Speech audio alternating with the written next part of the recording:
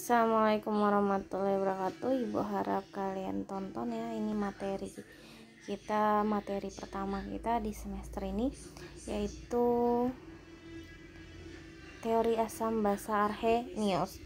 Oke, lanjut. Di sini ada tabel asam dan basa. Ya, contoh lihat di sini ada HCl, asam klorida. Di sini ada kertas lakmus, hanya ada 2 kertas lakmus, warna merah dan warna biru. Perhatikan, ketika asam klorida kertas lakmus merah dimasukkan ke dalam HCl, maka kertas lakmus berubah merah. Sedangkan lakmus biru dimasukkan ke dalam HCl, dia berubah jadi merah. Maka nama sifatnya adalah sifat asam.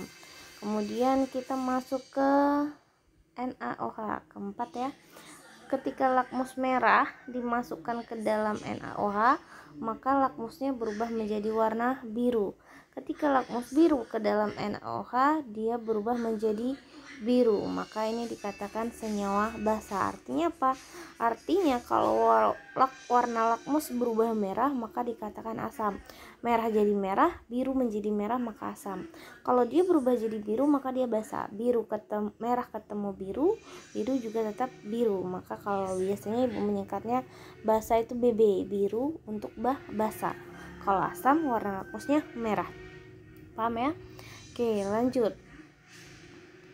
Reaksi ionisasi beberapa senyawa yang bersifat asam apabila dilarutkan di dalam air. Ingat, larut dalam air. Kalau dia tidak larut dalam air, biasanya dia tidak menghasilkan senyawa asam maupun basa.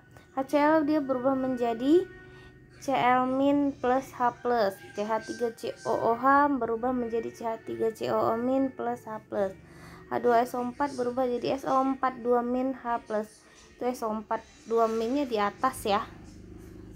Oke, lanjut. Reaksi ionisasi beberapa senyawa yang bersifat basa. Ini basa.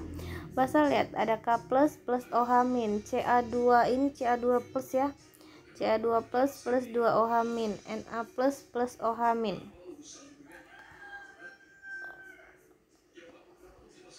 Nah, akhirnya disimpulkan asam adalah senyawa yang menghasilkan ion H+ bila dilarutkan di dalam air. Artinya harus larut dalam air. Sedangkan basa menurut Arrhenius ya, senyawa yang menghasilkan ion OH- bila dilarutkan di dalam air. Paham? Kelemahan konsep Arrhenius. Nah, teori Arrhenius hanya berlaku apabila senyawa dilarutkan di dalam air, dan di dalam ternyata fakta ada larutan Na2CO3 jika dites di indikator menunjukkan sifat basa, padahal dalam senyawa tidak mengandung ion OH-. Itu dijelaskan oleh teori asam basa selanjutnya, yaitu yang kedua ada teori asam basa Bronsted-Lowry. Perhatikan teori basa asam Bronsted-Lowry. Ada HCl plus H2O menjadi Cl- plus 3O+. Nah, perhatikan di sini. Lihat, di sini ada HCl. Kemudian di sini ada Cl-. Artinya apa? Artinya Cl kehilangan H-nya setelah bereaksi dengan H2O. Maka dikatakan HCl merupakan donor H. Kenapa? Karena dia memberikan satu H-nya kepada H2O. H2O yang tadinya punya 2H berubah menjadi punya 3. Artinya dia penerima H. Maka dikatakan penerima. Nah, dalam teori Lowry, donor H itu dikatakan asam, sedangkan penerima dikatakan basa. Maka HCl ini dikatakan asam, sedangkan H2O dikatakan basa, dan punya pasangan kalau dalam Lowry.